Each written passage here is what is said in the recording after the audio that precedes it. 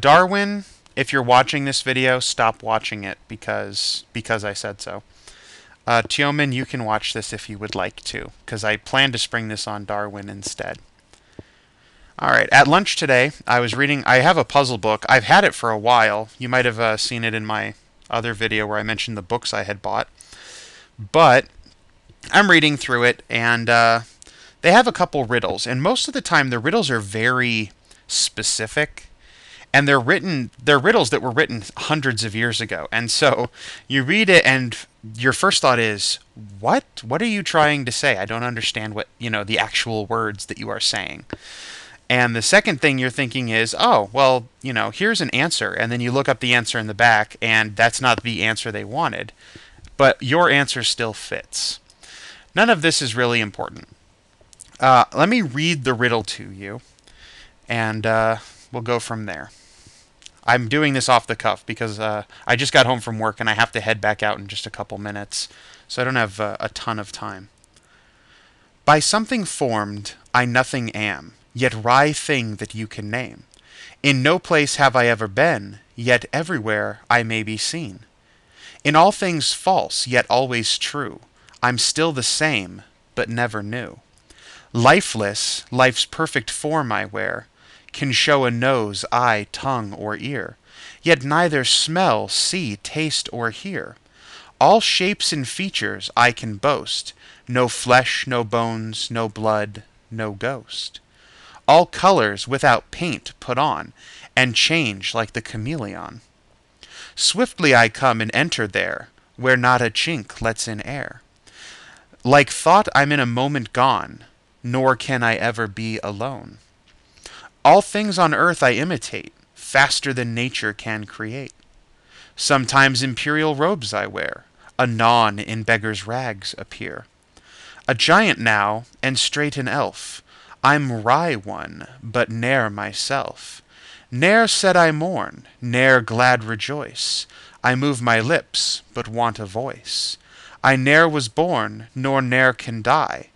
Then prithee tell me, what am I? That was the riddle. It works better if you can read it because of the way it's structured. It doesn't parse well in your brain. And also, it uses the word wry twice, and I don't quite grasp what they mean by wry in the context. That's W-R-Y. So I read this, and if you go through it again and again, which obviously you can't, but I can because I have it here in the book in front of me, it's basically saying, for example, I haven't been anywhere, but I can be seen everywhere. I'm not alive, but I wear life's perfect form. I can show you nose, eye, ear, and tongue, but I don't smell, see, taste, or hear. I have all shapes and features, but I don't have flesh, bones, blood, or a ghost. I can show you all colors without paint. I can change them like a chameleon. And I can show up where there's no ability for air. Let's see. Like thought I'm in a moment gone, nor can I ever be alone.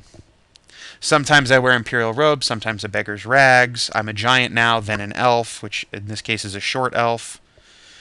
I never mourn, I'm never glad. I move my lips, I have no voice. Blah, blah, blah, blah, blah. Long story short, the answer to it is a reflection in a mirror. As you go through that, a reflection in a mirror has all of these things. It shows all of this stuff, but in and of itself, it is nothing. There's no substance there. There's no action. It can look like anybody. It can show up anywhere based on having a mirror, but in and of itself, there's nothing there. And so after reading that, I came up with an idea for a puzzle inside a dungeon. And it's the riddle, of course. My thought, and I noticed how difficult it is to find a picture of a door. I've probably mentioned this before when I had a video with a picture of a door in it. They're not super common. This is one of, I think, 2 pictures I have in my folder with a door on it. So you're going through the dungeon and you come across this door, and carved into the door is this riddle. And when you figure out that the answer to the riddle is a reflection in a mirror, you can't just speak the words. You don't just speak and answer the riddle. You actually have to point a mirror at the door and cause the door's reflection back at it, basically. And that was the general idea. Suddenly, a mirror became a key to the door. And why is this kind of cool? Well, one of the items that's almost always shown up on a list of adventuring supplies is a small mirror. It's usually kind of expensive and doesn't really have. There's no game mechanics that go with it. So certain people, when they see that there's no game mechanics to it, they just won't buy it. And other people, when they see it's expensive, they won't buy it. But every once in a while, somebody buys a mirror. They'll play a character who's vain, and it's like, of course I would have a mirror. Or they just, like myself, I love to buy some of everything for my characters because I like problem solving. And if you can come up with a way to use a mirror or a length of string or, one fishing hook somehow in the dungeon, by all means do so. This kind of rewards that player. And fitting in with the whole Trocaire theme, the sandbox theme, if you come across this door and you can't figure out the riddle, well, then you don't go through the door and you go on to some other part of the adventure. Or if you come across this door and you do figure out the riddle, but you don't happen to have a mirror on you, well, now you can go back to town and buy a mirror and come back and go into the dungeon. You don't have to do so right now. You can do so in the future. But I liked the putting something kind of that would seem useless to use. I'm coming up with this all off the cuff, by the way, if I speak even worse than usual with my scatterbrained thoughts. So that's one of the reasons why I like this riddle. Another one is that while I was heading home, I thought of another way to do that. And that's actually, and this picture, again, has absolutely nothing to do with this. What if you see this riddle written on the wall? There's no obvious door. And this was my original conception, actually, was that you would just have this riddle written on a wall, or a magic mouth spell would speak it to you. And when you reflected your mirror at the wall, you could see a door in the mirror. So you would not see a door if you looked at the wall, but if you looked in your mirror at the wall, you would see the door. So then you could reach over, grab the handle, and open it up, which would be kind of cool. And I think that might have even happened in a movie or something, although it escapes me right now. But having to navigate based on the reflection, since the reflection is not showing the illusions that would fool your eyes. To take that a step further in a different direction would be, you see the door and the riddle's written on it, and the answer is a reflection. And if you were to hold up the mirror to it, then the door opens, or you can hear it audibly unlock, and now the door can open. Or what my final idea was, is that you hold up the mirror to the door, and then the door becomes a mirrored surface. The area of your mirror shines out to the door, and then the door becomes a mirror and shows you that the real door is actually on the wall behind you. So it's kind of like a double reflection thing. Double rainbow. No, I'm not even going to go there.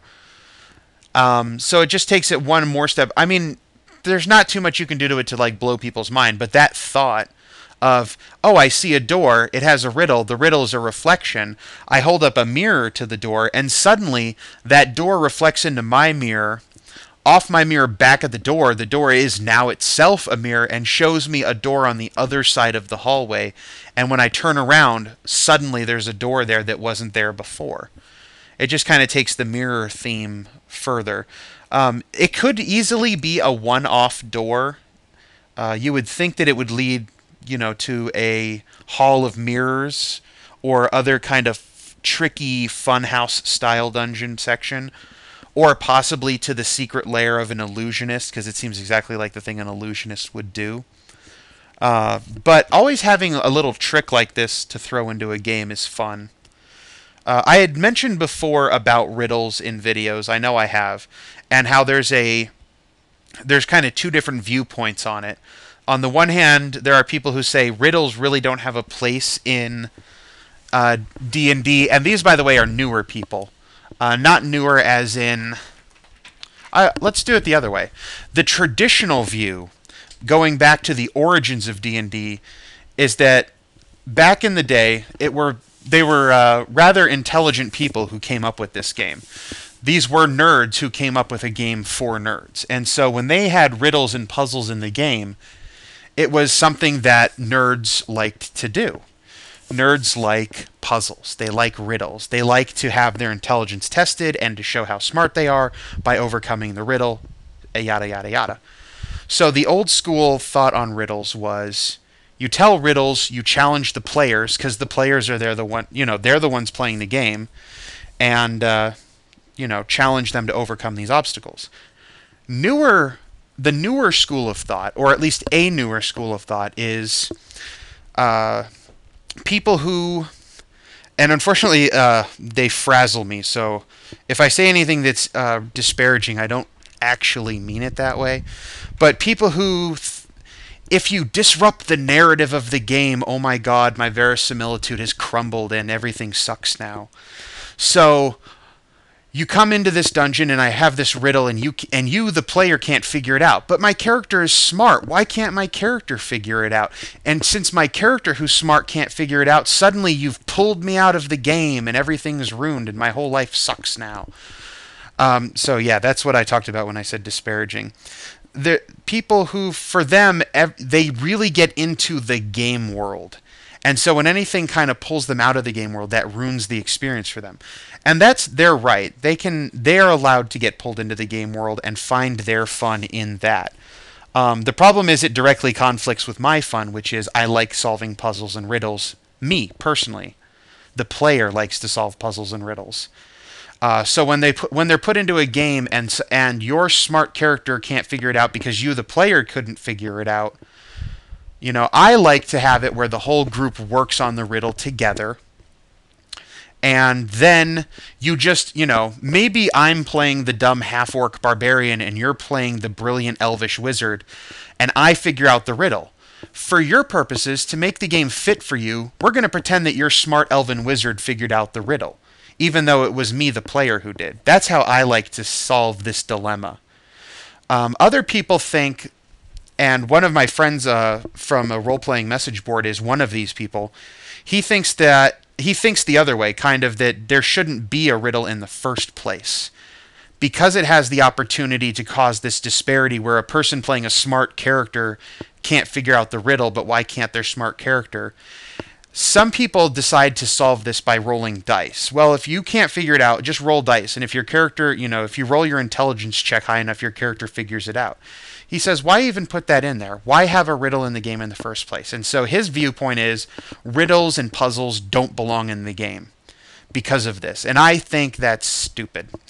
Riddles and puzzles are part of the game. They were originally part of the game, and they should always be part of the game to a degree. If you have a gaming group and where nobody likes to solve puzzles and riddles, obviously don't put them in the game. If you have a gaming group where some people do, put them in. Obviously, you always want to make sure that a riddle or a puzzle is easier than you think it needs to be. It shouldn't be super obvious to the point where, kindergartners are giving you the right answer to your math problem. On the other hand, things that you see, riddles are always so much easier when you're on the other side. When you're asking the riddle's obvious to you, but not to the people on the other side of the screen. They are going to have trouble, even just because of a different form of the riddle. When you found this riddle, and especially like me right now, I was doing a puzzle book, so I was all into the puzzle-solving mindset. And then I come across this riddle and I solve it. They're kind of in a different mindset when you're playing D&D. There's all kinds of stuff going on, and you're not necessarily in the riddle and puzzle-solving mindset at that time. So you have to kind of skew towards the easier spectrum of difficulty.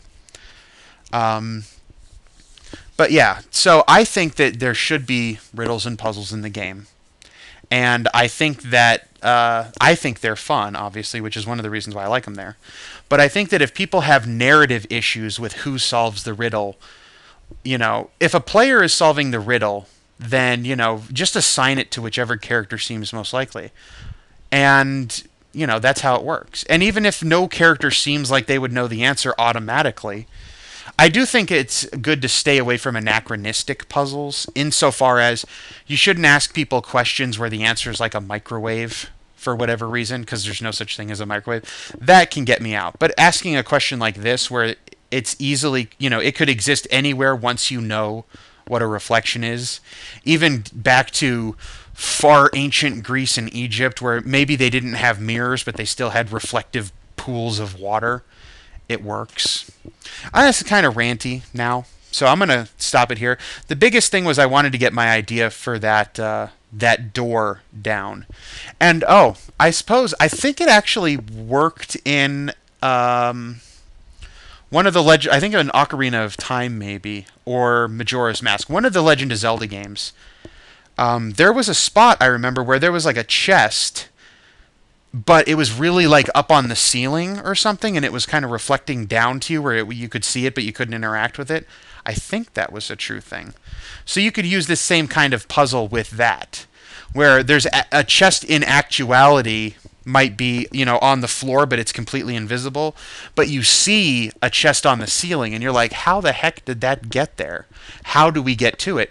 And maybe your players find out, one of them knows levitate or something, and they levitate up, and when they touch the chest, oh, it's actually an illusion. There's nothing there. But if you were to reflect that chest in a mirror, suddenly the chest down on the ground would appear, and that's the real chest, and you can get into it. All kinds of weird stuff like that.